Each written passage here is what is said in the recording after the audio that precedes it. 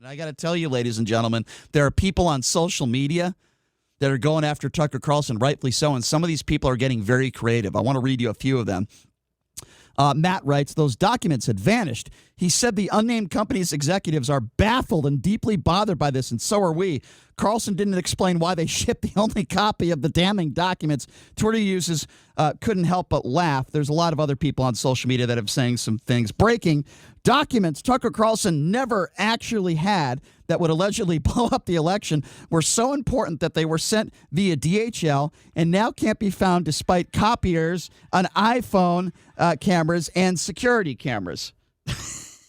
It's true. In this day and age with security cameras everywhere and everything else, that this is kind of funny. Another person, Michael Steele, by the way, who's a contributor to MSNBC, writes, oh, for F's sake, seriously? Would have been better story if your dog ate those damn papers. Chuck Wendig writes, did you check underneath Trump's health care plan? That's pretty funny. It's funny. And there's a lot of other people that have been writing some tweets out there that have been very, very, very embarrassing to Tucker Carlson, but funny. One other person writes, Tucker's claiming that his super secret, extremely damning trove of documents about Hunter Biden were stolen in the mail.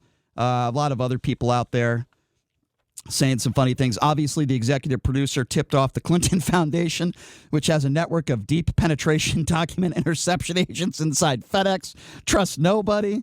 These are all people that are just trolling Tucker Carlson. And by the way, he deserves it. He absolutely deserves it. Folks, there's no credibility to this story. There's no credibility to Tucker Carlson.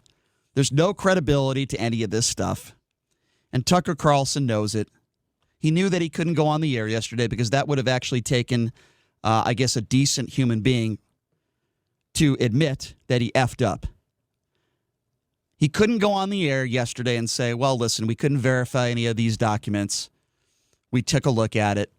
But no, instead of doing that, they were lost in the mail. Nobody made a copy of them. Nobody faxed them to him. Apparently, there's only one original copy.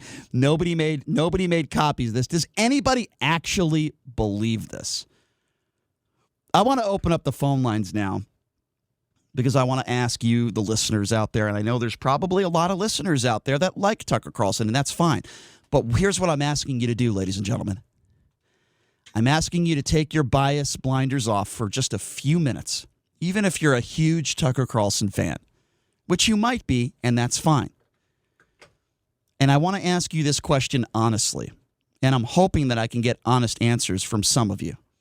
And the question is this: is there anybody out there that believes Tucker Carlson is telling the truth? Is there anybody out there that thinks that these unbelievable documents that are damning to the Bidens, no copy was made, nobody has a secondhand copy of this, the center didn't make copies, there was only one copy, the original one, that were probably, if it were true, worth millions of dollars to somebody in the media?